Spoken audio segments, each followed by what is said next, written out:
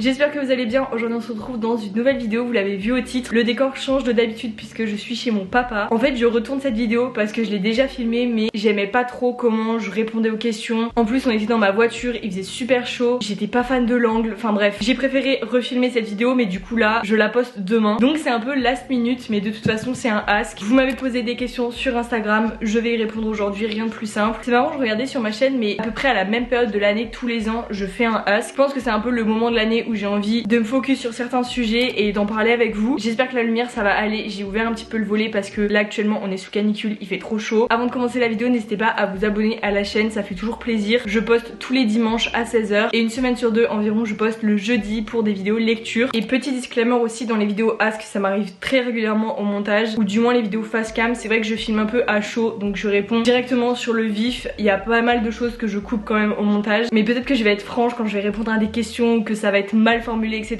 Je vais pas hésiter à rajouter du texte sur l'écran si c'est le cas, mais en tout cas je suis humaine donc si je formule pas exactement correctement mes phrases c'est normal, ne m'en voulez pas. Bon déjà je vais commencer du coup par la question comment tu vas, tu as l'air fatiguée dans tes vidéos. Bah écoutez moi ça va, je pense que j'ai vécu le pire entre guillemets là ces derniers mois, mais là actuellement ça va super bien. Je me reconstruis ma petite routine et mon équilibre émotionnel on va dire par rapport à des choses qui se sont passées. C'est une partie de ma vie que j'ai envie de garder privée mais voilà j'ai déjà eu l'occasion d'en parler en vidéo par rapport du coup à ces gros événements et à plusieurs autres changements dans ma vie. J'ai un peu eu un déclic fin 2024 sur le fait de s'écouter et d'aller à son rythme. C'est en décembre que je me suis rendu compte que je m'écoutais pas du tout et que je pensais le faire jusqu'à maintenant. Au final c'était absolument pas le cas au niveau de ma routine quotidienne. J'essayais à chaque fois d'en faire le plus possible et du coup ça faisait complètement un déséquilibre parce que par exemple ce qu'on voit sur les réseaux bah c'est pas vraiment ce que vous allez pouvoir faire dans votre quotidien, ou du moins pas tous les jours parce qu'on a nos obligations, on a nos problèmes perso etc. Et je me référais trop à ce truc de j'ai ma to-do list pour le week-end, j'ai ma to-do list pour la semaine et tout est prévu à l'avance etc. pour que je sois productive, fière de moi etc. Sauf que du coup c'était un cercle vicieux qui faisait que, je sais pas si on peut appeler ça de la productivité malsaine mais en tout cas c'était un peu ça. Donc ouais, grosse prise de conscience fin d'année et du coup j'ai été suivie par une psy pour, on va appeler ça le package, c'est ce qu'on appelle avec ma psy, c'est genre plein de problèmes qui se sont accumulés etc. qu'on traite pas forcément, et je suis suivie 2 fois par mois donc toutes les 2 semaines. J'en parle pas trop sur YouTube parce que je sais pas si c'est tabou ou si justement on pourrait en parler plus, mais j'en profite de cette vidéo pour vous dire que si vous avez besoin de parler à quelqu'un, vraiment n'hésitez pas, enfin il n'y a pas de honte à aller voir un professionnel de santé, ils sont là pour ça. Je sais que ça représente un coût, maintenant il y a de plus en plus d'aide justement avec des psychologues gratuits etc. Mais en tout cas ne restez pas seul et ne restez pas bloqué sur des petites choses de votre vie qui du coup vous pourrissent. Je faisais ça avant, je minimisais trop ce que je pouvais ressentir alors qu'en fait maintenant je prends mon émotion et je l'emmène avec moi pour ma séance chez la psy. Si vous vous demandez, moi c'est en visio puisque elle me suivait quand j'étais à Clermont-Ferrand et vu que j'ai déménagé et que je l'adore, on est resté en visio donc pendant mes pauses déj. J'ai 45 minutes toutes les 2 semaines et vraiment ça m'aide énormément donc j'étais obligée de parler de ça dans cette question. Et pour le fait que je semble fatiguée, bon là c'est pas très significatif, j'ai dormi 4 heures cette nuit mais en vrai j'ai envie de dire que c'est normal parce que ça reste du vlog ce que je vous propose et du coup c'est vraiment mon quotidien avec mon travail. Là j'avais l'école etc. donc c'est normal que je sois fatiguée, enfin comme tout le monde, mais j'ai de la chance, j'ai pas l'impression d'avoir beaucoup de cernes genre quand je suis fatiguée donc c'est déjà ça. Pourras-tu nous donner tes résultats du BTS et nous dire dans quel bachelor tu vas l'année pro? Actuellement du coup j'ai fait mes 2 ans en BTS communication, j'ai passé mes examens le mois dernier, j'ai l'impression de parler que de ça en ce moment sur mes réseaux donc si ça vous intéresse n'hésitez pas à aller voir mes dernières vidéos où vraiment je parle de ça parce que ça m'a rendu hyper mal. Pour vous la faire courte, j'ai énormément travaillé pendant ces 2 ans, surtout avec le rythme de l'alternance etc. C'était nouveau pour moi, je sortais de la fac en plus donc niveau réorientation ça n'avait rien à voir. J'ai fait 2 alternances et là je suis dans une agence d'influence où je suis chef de projet en gros et vraiment j'aime trop, vraiment c'est pépite, en fait c'est dans mon agence et je compte y rester pour ma 3e année. Sauf que là j'ai absolument tout remis en question puisque j'ai bien bossé pendant 2 ans et je me suis rendu compte pendant les examens que j'avais pas réussi à répondre comme je voudrais. Enfin vous savez le sentiment quand vous sortez d'un examen et vous êtes plus soulagé parce que c'est fait, bah moi je l'ai absolument pas ressenti, j'étais juste trop déçue de ce que j'ai mis sur le papier. C'est surtout au niveau de l'estime de moi que j'en ai pris un coup, mais ça va faire 1 mois que j'ai passé mes examens et je me dis qu'il n'y a pas que ça dans la vie. J'étais trop bloquée sur le fait que ça allait me définir en tant que personne alors que absolument pas. Faut vraiment arriver à se sortir ça de la tête. Et autre problématique, j'ai réalisé que je faisais des études pour avoir un bac+3 et non puisque les études vont m'amener à tel ou tel métier que j'ai en tête puisque je ne sais pas quel métier j'ai envie de faire. Donc bien sûr il y a la team de ceux qui disent fais des études, dans tous les cas ça va te permettre de savoir ce que tu veux faire etc. Tu vas tester des choses. Oui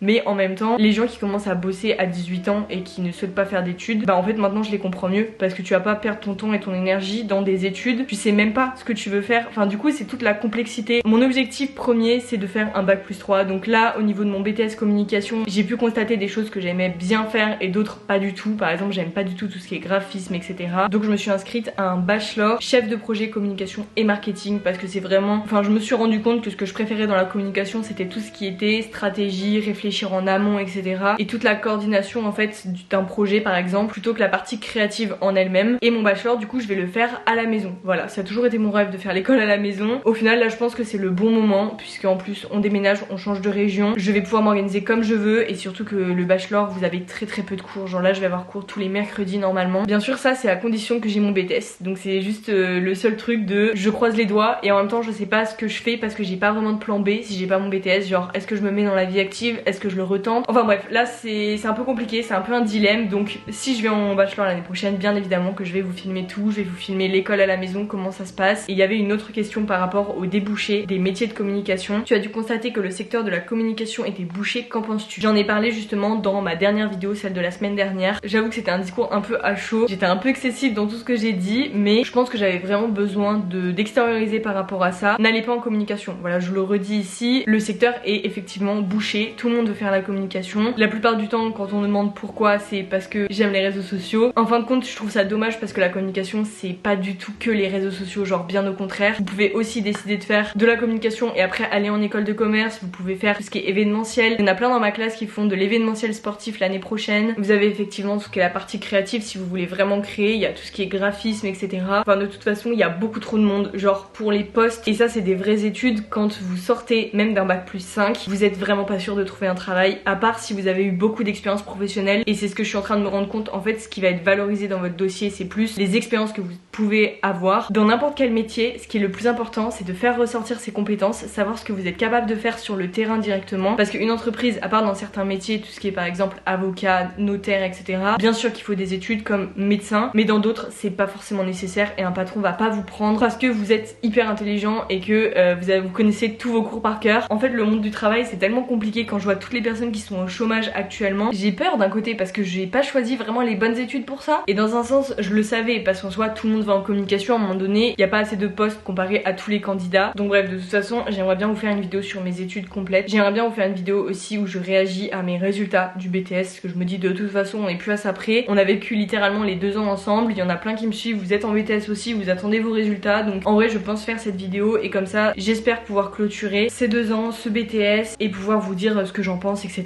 Je répondrai à vos questions et tout, mais en tout cas si la com c'est vraiment quelque chose qui vous plaît, ok, mais vraiment privilégiez tout ce qui est stage, expérience professionnelle, alternance si possible, vraiment, même si c'est compliqué de trouver une alternance, essayez au maximum d'avoir des expériences professionnelles parce que c'est pas juste votre diplôme au final qui va vous aider dans la vie, et je suis en train de le comprendre. Comment tu fais pour gérer travail, maison, couple et réseau à ton âge? Et j'avais une autre question, est-ce que tu as l'impression de te sentir en décalage, Pax, maison? Ces deux questions elles allaient à peu près ensemble donc je vais les regrouper. Pour répondre à la question du décalage, je trouve que ce serait hyper prétentieux de ma part de dire que je me sens en décalage avec les gens, dans la mesure où je me sens pas du tout sur une autre planète. Enfin en fait j'ai toujours depuis petite, je suis un peu genre la rêveuse sur ma bulle, un peu la tête ailleurs etc. Donc je suis toujours un petit peu en décalage avec les gens à ce niveau là, mais parce que c'est mon tempérament. Mais par rapport à mes projets par exemple de couple ou d'achat immobilier, en vrai je me trouve pas en décalage parce que chacun fait ce qu'il veut de sa vie. Moi c'est mon idéal, je sais qu'il y a certaines personnes c'est absolument pas leur idéal, que ce soit à 30, 40 ou de leur vie complète, et c'est pour ça quand je vous ai filmé la vidéo justement sur le fait d'acheter jeune, j'ai vraiment fait attention aux mots que j'utilisais parce que je veux surtout pas que ce soit mal interprété. Quand vous voyez dans mes vidéos je mets pas en avant ce que je fais etc, en mode c'est mieux, regardez, prenez exemple, pas du tout. Moi je partage juste ma vie. Par rapport au groupe d'amis etc, je pense que c'était plus ça ta question, et bah alors vraiment encore une fois pas du tout, je me sens pas en décalage. Et pour le fait d'arriver à tout gérer, est-ce que j'arrive vraiment à gérer? Je sais pas trop, en vrai je saurais pas trop répondre à cette question, j'essaye d'être au maximum organisée etc, mais bah j'ai réalisé que de toute façon quand la vie elle a pas envie de te donner ce que t'as envie, ça veut rien dire. Mais bref, des fois il y a tout qui va à contresens et ça c'est hyper frustrant. T'as des journées où t'as l'impression que c'est une caméra cachée, il t'arrive toutes les merdes possibles. Pensez à notre futur et on va dire que c'est ça qui nous motive tous les jours pour être organisé. Je sais pas si ça fait sens, j'ai l'impression que c'est un peu un tout, genre t'as des objectifs et du coup tu penses tellement à remplir tes objectifs que tu te donnes tous les moyens pour être organisé et arriver à tout concilier. Juste là vraiment la fin d'année quand j'avais l'école à Clermont, donc ça veut dire beaucoup beaucoup de route tout le temps, l'alternance quand j'étais en déplacement à Lyon, c'est pour ça aussi que j'ai dû faire une pause YouTube, c'est que j'y arrivais pas du tout. Alors que pourtant YouTube c'est vraiment ce que j'aime le plus et ce qui me consacre le moins de temps par semaine et ce qui a toujours été là dans ma vie aussi. Mais malheureusement des fois faut faire des choix et du coup j'apprends à prioriser et des fois plus à me prioriser plutôt que d'aller à la salle par exemple. Genre j'essaye de prioriser les tâches que j'ai à faire etc et ce que j'ai envie de faire aussi. J'essaye par exemple là vu que j'ai terminé l'école, ça peut paraître débile, mais j'essaye de déconstruire le mythe des to-do list le week-end. Genre pendant des années je me suis mis des to-do list le samedi et le dimanche avec plein de choses à faire pour être sûre de bien profiter de mon week-end. Vous voyez ce que je veux dire? Du coup c'était hyper malsain dans le sens où j'avais pas vraiment le droit de me poser, ou alors j'avais le droit de me poser si je faisais telle ou telle chose en échange. Je sais pas comment expliquer. En fait je voulais vraiment que tout soit impeccable pour profiter au maximum de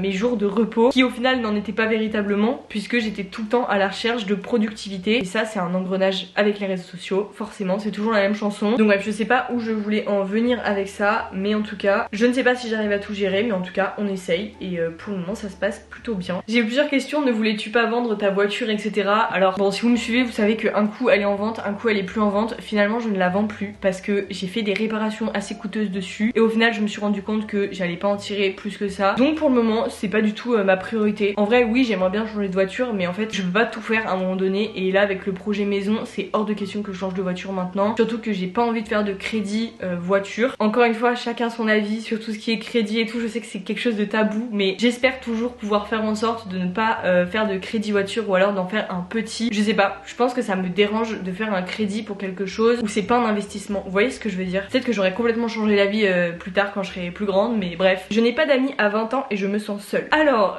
les amitiés, les relations etc. je pourrais vraiment en parler longtemps. À part Mélanie qui est ma meilleure amie d'enfance et qui du coup est plus qu'une amie pour moi, je n'ai pas d'amis. Mais quand je vous dis que je n'ai pas de cercle social, je n'ai pas, genre vous savez les potes que vous pouvez appeler pour faire la fête, surtout qu'on a 20 ans et forcément on nous dit qu'à 20 ans bah c'est l'âge pour faire ça et si on fait pas ça maintenant bah on profite pas de notre jeunesse. Là c'est aussi mon objectif, je pense que ce sera plus genre début 2026, c'est de rencontrer des gens. Je me suis séparée de pas mal de personnes, juste c'est la vie, c'est comme ça, des fois on se correspond plus et c'est normal, je pense que c'est le fait de grandir. Je pense qu'on devrait tous se dire qu'il n'y a pas de pression à avoir par rapport à une vie sociale etc. Il y a des personnes, ça va leur aller d'avoir plein de connaissances qui vont faire des anniversaires avec 50, 100 personnes etc. parce qu'ils ont véritablement ce besoin de recharger leur batterie avec des gens et il y a des personnes qui vont au contraire avoir 4 très bons amis sur qui compter, c'est leur famille et ça leur suffit. Moi j'aimerais avoir un entre-deux entre ça parce que j'ai très longtemps fait partie de la deuxième team justement mais voilà on s'est séparés donc maintenant j'ai envie de rencontrer des gens mais je sais pas comment faire parce que j'ai pas envie de tomber sur des gens bizarres. Je suis quelqu'un d'assez timide, je sais pas si ça peut se ressentir mais justement j'avais pris des blablacar etc pour aller à l'école dans ma voiture et ça m'entraînait à parler à des inconnus. C'est vraiment très bizarre de dire ça mais juste pour me prouver à moi-même que j'étais pas si timide que ça et je pouvais vaincre ma timidité et du coup mon objectif c'est de rencontrer des gens. Après je me dis c'est pas vraiment un objectif puisque tu rencontres plus des gens de façon spontanée. Je suis désolée, je crois qu'il y a des moments où je suis floue, je fais pas exprès, en plus je regarde à peine le retour, j'ai pas mes lunettes. S'il y a des moments flous écoutez-moi en mode podcast, je suis désolée. Pour finir de répondre à cette question,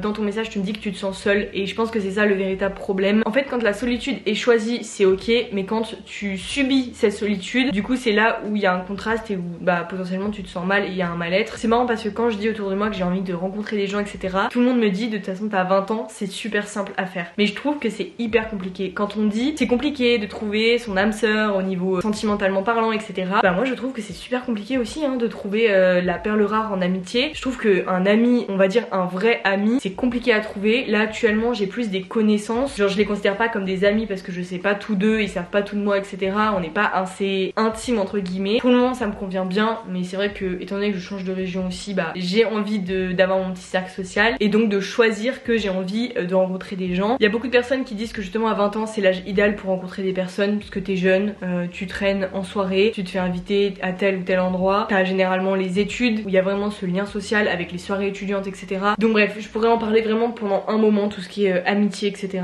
et relations en général. Comment as-tu vécu la période examen, révision, recherche de maison? As-tu des conseils? Des conseils pour moins stresser à l'approche des examens? Bon je suis nulle mais je vais pas pouvoir vous répondre à cette question parce que j'ai fait des vertiges etc et j'étais vraiment en PLS juste avant mes examens. J'ai vraiment cru que le stress allait gâcher en fait mes examens donc j'aurais pas du tout de conseils sur ça. J'ai essayé tout ce qui est huile essentielle etc donc ça m'a quand même aidé par exemple le soir pour dormir mais sinon j'ai fini par me dire de toute façon tu vas être stressée donc accepte ton stress, vas-y et ce soir t'auras plus cette boule au ventre. Donc ça, essayer de relativiser, de te dire que c'est bientôt fini. Techniquement des examens examens ça dure pas pendant des mois, mais le stress des examens, il y a rien de pire. Vraiment c'est horrible. J'espère vraiment que c'était mes derniers examens à passer. As-tu des conseils par rapport à la confiance en soi? Es-tu fière de qui tu es physiquement et mentalement? Déjà pour tout ce qui est confiance en soi, etc. je pense que personne ne naît hyper sûr de soi, etc.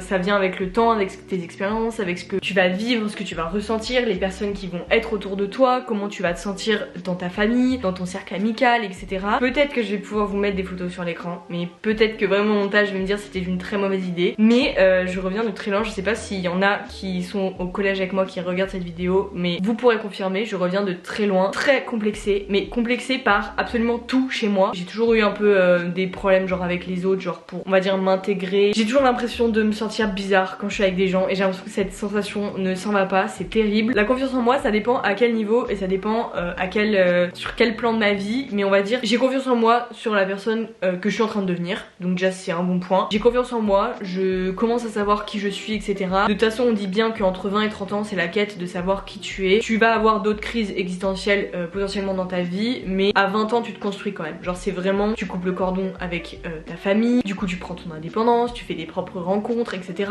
Tu gères les impôts tout seul. Enfin voilà, plein de choses comme ça qui permettent de grandir et donc in fine d'avoir confiance en toi parce que tu te rends compte que tu peux faire des choses par toi-même. Par rapport aux conseils sur la confiance en soi, j'en ai un qui m'a aidé de ouf début lycée, c'est fake it until you make it. Vraiment cette phrase, je la répète tout le temps avant un grand oral, avant des examens, quand je dois parler en public devant des gens, que je vais dans un groupe d'amis que je connais pas, j'applique toujours ça et j'essaye au maximum. Alors des fois ça ne fonctionne pas, j'ai l'angoisse qui prend le dessus. J'avais eu aussi un déclic, je sais plus c'était qui la youtubeuse, je crois que c'était Juliette, mais elle fait plus de vidéos maintenant parce qu'elle veut devenir sexologue il me semble, mais elle avait dit dans une vidéo, mais genre il y a 6 ou 7 ans sur YouTube, c'était une FAQ et justement elle disait, il y avait une question, est-ce que tu as des complexes? Et en fait elle avait répondu hyper naturellement, moi je n'ai aucun complexe. Et en fait il y a 6 ou 7 ans j'étais au début du lycée, enfin fin collège, et devant la vidéo j'étais en mode mais comment tu peux avoir aucun complexe? Genre tout le monde a des complexes. Et en fait là j'ai compris que c'était l'image qu'elle laissait paraître et qu'elle avait fini par croire cette image, donc elle avait fini par ne plus avoir de complexe, vous voyez un peu. Donc je pense que ce mécanisme il aide beaucoup quand même. De toute façon tu peux faire croire n'importe quoi à ton cerveau. Prochaine question, des projets voyage. Alors j'aimerais bien, franchement j'ai trop envie là d'aller sur une île, d'aller à Bali, d'aller aux États-Unis, de faire un road trip en van en Californie. Voilà, j'ai envie de voyager, mais à l'instant T je n'en ressens pas du tout le besoin. J'ai plus envie de construire quelque chose qui va pouvoir anticiper mon futur pour pouvoir profiter justement des petits plaisirs comme ça, de mettre de l'argent dans un voyage et l'argent ne te revient jamais, en fait t'as dépensé ton argent pour ton bien-être à l'instant T, vous voyez ce que je veux dire. Du coup en ce moment je pense pas trop comme ça, étant donné que je suis en train de faire mon premier investissement immobilier et que je ne suis pas riche et qu'il faut choisir un peu dans où tu mets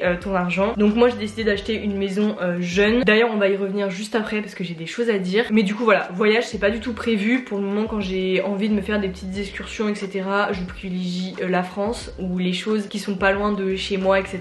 Et étant donné aussi que je change de région, il va falloir que je fasse du tourisme dans ma propre région. Alors du coup j'avais une question, il faut que je la retrouve, une question qui n'était pas très bien posée. Pourquoi acheter une maison alors que tu as pas une situation stable? Donc c'est la même personne qui a commenté ma vidéo la semaine dernière justement, elle a mis exactement ça et vous avez été plein du coup à lui répondre, je lui ai répondu également. Je pense que si cette personne a dit ça, c'est que il y a d'autres personnes potentiellement qui pensent la même chose et c'est normal, c'est le jeu de mettre sa vie sur internet. Je m'expose aux critiques, à l'avis de tout le monde etc.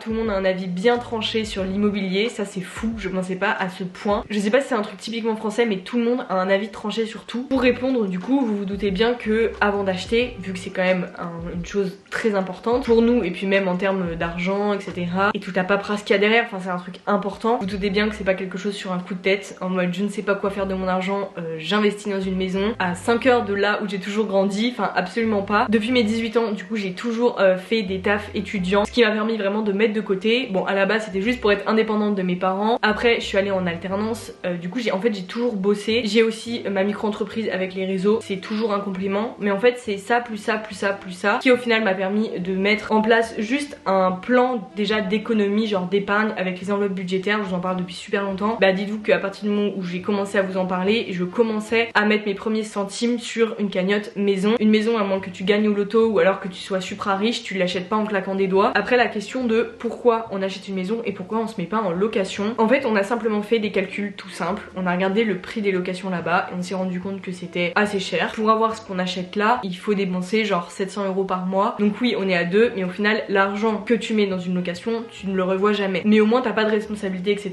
t'es pas propriétaire, donc t'as pas toutes les charges, tous les trucs des impôts, etc. à payer, donc d'une certaine façon c'est sécurisant de rester locataire. Sauf que on a fait les calculs et au final on s'est rendu compte que avoir un crédit à 2 sur 25 ans et de devenir propriétaire, ça allait nous coûter moins cher que être en location. Donc là je parle par mois, évidemment je suis consciente que quand t'es propriétaire, il y a toujours des travaux à faire, qu'il y a potentiellement voilà, des choses à changer, des problèmes, de l'argent à déverser, etc. Mais encore une fois en fait on a vu les choses sur le long terme, on s'est dit si la maison nous plaît plus dans plusieurs années, on la revend ou on la met en location. Mais étant donné que c'est quelque chose de réfléchi et que c'est une maison clé en main, c'est ce que la banque aime bien dire, au final non seulement le crédit est passé et en même temps on va devenir propriétaire. Après dans tous les cas j'ai envie de dire que peu importe ce que vous allez faire de votre vie, il y aura forcément des risques. Il y a des risques dans toutes les situations, donc à un moment donné il faut se lancer. En toute honnêteté je ne pensais pas pouvoir acheter une maison avec mon copain à 21 ans parce que c'est jeune, parce que c'est hyper ambitieux, pour tout ce qui est salaire etc. De toute façon bon ça regarde que nous mais on est deux, vous ne savez absolument pas ce que mon copain fait, vous savez pas nos économies, mais voilà on s'est toujours donné les moyens pour travailler en fonction de nos objectifs etc. Encore une fois c'est pour ça qu'on se lève tous les jours. Donc voilà c'était juste pour clarifier un petit peu tout ça. J'ai reçu des messages à peu près similaires même dans mes DM etc. Je pense que c'est le jeu encore une fois d'exposer sa vie sur les réseaux, mais si vous avez des choses à dire par rapport à ça je veux bien ouvrir le débat, il y a aucun souci, chacun pense ce qu'il veut, juste du moment que tout le monde se respecte c'est bon. Est-ce que tu as envie de faire d'autres tatous? Bon vous me connaissez, j'ai commencé le tatouage j'avais 18 ans, à mes 19 ans j'avais déjà mon bras là qui est quasiment rempli, enfin il est rempli de l'intérieur on va dire. J'ai 21 ans, je peux pas dire que je ferai plus de tatouages de ma vie, évidemment que j'ai plein d'idées de tatouages. Je trouve que c'est plus compliqué de faire des tatouages quand on a déjà, parce que t'as envie que tout soit bien harmonieux. Moi j'adore les tatouages bien épais, avec des ombrages etc. Ça demande quand même réflexion un tatouage, même si je suis jeune j'en suis consciente, je me suis fait tatouer jeune en vrai. Genre je me dis si mes enfants ils me disent je vais me faire tatouer à 18 ans, je vais les regarder, je vais dire mais réfléchis un petit peu. J'ai plein d'autres idées, c'est tout sur mon board Pinterest si vous voulez aller voir si vous êtes curieux, mais voilà je vais pas être tatouée de la tête aux pieds, je sais exactement des zones de mon corps où j'ai pas du tout envie d'être tatouée. Le dos par exemple j'ai un petit tatouage, je sais que j'aurai pas d'autres tatouages sur le dos, j'ai plus envie de me faire tatouer les jambes, enfin en fait voilà je sais que les côtes c'est pareil, je veux plus me faire tatouer les côtes, ça fait trop mal, il faut laisser mûrir de toute façon l'idée dans la tête. J'avais une question, vas-tu mieux mentalement parlant? Je pense que ça fait référence du coup à fin 2024 quand je vous avais fait une vidéo où je vous avais dit qu'il se passait des choses vraiment pas cool dans ma vie, que du coup ça avait impacté énormément ma santé mentale etc. Je vais mieux et je suis vraiment contente de le dire puisque ça a vraiment pas été facile. Encore une fois sur les réseaux on montre que ce qu'on veut et sachez que chaque image elle a beau être réaliste, elle est lissée dans tous les cas. C'est Léa Chou justement qui a fait une vidéo sur ça où elle a analysé du vlog, il me semble pour son master 2 en sociologie si je dis pas de bêtises, et en fait elle analyse tout et elle se rend bien compte que le vlog c'est on montre sa vie etc. mais bien sûr que tout est mesuré dans le sens où on va pas vous montrer exactement tout ce qu'on fait dans une journée, comment on se sent, comment genre si là j'ai une crise de panique, si j'ai un coup de colère, si je suis en train de m'énerver après mon ordinateur et j'ai envie de l'envoyer dehors, je vais pas vous filmer ça genre. Et bref tout ça pour dire que fin 2024 je vous avais dit dans une vidéo que je vous mets dans le petit justement où ça n'allait pas du tout, mais vraiment fin 2024 cette année m'a achevée, il s'est passé des trucs horribles, j'ai survécu mais il a fallu traiter tout ça. Du coup pour répondre à ta question déjà merci beaucoup de l'avoir posée et ça va vraiment beaucoup mieux. Il y a plein de choses qu'on minimise mais en fait on a vraiment tous nos problèmes et je me rends compte qu'une personne dans la rue tu peux la trouver incroyable, je suis sûre que cette personne a 1001 secrets c'est sûr. On a tous vraiment notre lot de problèmes, de complications, bien évidemment c'est à différentes échelles mais regardez autour de vous, on a vraiment tous des problèmes pas cool à gérer et parfois il est vraiment nécessaire de faire une pause et de se dire qu'est-ce qu'il faut que je traite pour avancer au lieu de tout garder pour toi et puis après que ça ressorte à des moments où t'y pensais même plus et ça ressort au mauvais moment. En tout cas je le vois vraiment comme ça et j'ai eu un peu un déclic par rapport à ça. Tu te vois où dans 5 ans? Quels sont tes projets de vie après l'obtention de ton diplôme etc. Alors mes projets de vie, du coup je sais pas vraiment ce que j'ai envie de faire dans ma vie en termes de métier. Honnêtement dans un premier temps j'aimerais bien remplir l'objectif d'avoir un bac+3 parce que je pense que ce sera jamais une erreur d'être diplômée, surtout dans un milieu comme la com qui est vraiment assez large si j'ai envie de dire, genre je peux vraiment travailler pour n'importe quelle entreprise, il y a de la communication partout maintenant donc voilà, surtout que moi j'adore tout ce qui est publicité etc. Vraiment je sais ce que j'aime. Au moins dans 5 ans j'aurai 26 ans, franchement je sais pas du tout où j'en serai à 26 ans, ça me paraît à la fois vieux mais vieux comme quand j'avais 16 ans et qu'on me posait la question tu te vois où à 21 ans, bah c'est un peu la même chose choses là, cette impression. J'ai l'impression que c'est dans super longtemps parce qu'en 5 ans t'as le temps de faire tellement de choses. Moi j'espère juste qu'à 26 ans je serai fière de moi et fière de ce que j'ai accompli, etc. J'espère que je serai heureuse aussi parce que c'est vraiment super important. Si ça va pas dans votre tête, ça n'ira pas dans votre vie. D'ailleurs j'ai vu une phrase qui disait pour passer une bonne année il faut passer un bon mois. Pour passer un bon mois il faut passer une bonne semaine. Et pour passer une bonne semaine il faut que ton quotidien il soit adapté à toi. Donc comme quoi c'est super important et j'espère que à 26 ans je serai encore en train de méditer là-dessus. Et la dernière question, comment t'as su que tu étais prête à prendre une maison avec ton copain? En fait ça a été la suite logique parce qu'avec mon copain on s'est rencontrés, on était au lycée, donc on était vraiment adolescents, on a fait la transition entre adolescents et jeunes adultes, donc on avance vraiment ensemble, mais en fait on pense littéralement pareil sur tout et c'est pour ça que ça a directement collé. Genre ça a été une évidence dès le début. Après on n'est pas à l'abri de rien, je sais bien, mais c'était vraiment la suite logique parce que c'était notre rêve à tous les deux de devenir propriétaires jeunes. On a pas mal de projets etc ensemble à construire etc, donc voilà c'était la suite logique. Et je reçois souvent des DM de certaines filles qui me disent je sais pas si je suis prête à habiter avec mon copain etc. En vrai franchement testez, genre vous pourrez pas savoir si vous l'avez pas fait, si vous l'avez pas testé, et on peut vraiment pas savoir comment ça va se passer. Par contre ce qui est super important quand t'habites en couple c'est vraiment de respecter l'espace de l'autre, de pas être tout le temps H24 ensemble parce que c'est là où du coup il y a tout le côté mauvais du couple, si j'ai envie de dire, que ce soit lassitude, mauvaise routine, pas bonne routine que tu construis à deux mais routine, le train-train du quotidien qui se met sur le couple. Et bref je pense que c'est super important de garder bien vos passions respectives et en même temps de créer des choses ensemble, vous voyez ce que je veux dire. Genre surtout faire la part des choses, mais une fois que vous avez fait la part des choses, vraiment habiter avec son copain c'est trop bien. Après je dis ça mais il y en a plein ils habitent jamais ensemble, genre je vois Andy et là et son copain par exemple ils habitent pas du tout ensemble, enfin il me semble, du moins ils étaient voisins pendant un moment. Voilà, chacun gère ça à sa manière encore une fois. Écoutez je n'ai plus de batterie donc je vais vous laisser là pour cette vidéo, j'espère vraiment qu'elle vous aura plu. Si c'est le cas n'hésitez pas à la liker et à vous abonner, ça fait toujours plaisir. J'espère que j'ai pas trop parlé, enfin que je me suis bien exprimée du moins. N'hésitez pas à me dire vos avis aussi en commentaire sur à peu près tous les sujets qu'on a abordés aujourd'hui. Moi je vais aller faire mon montage à côté d'une clim parce que là j'ai trop chaud et nous on se revoit bientôt dans une prochaine vidéo.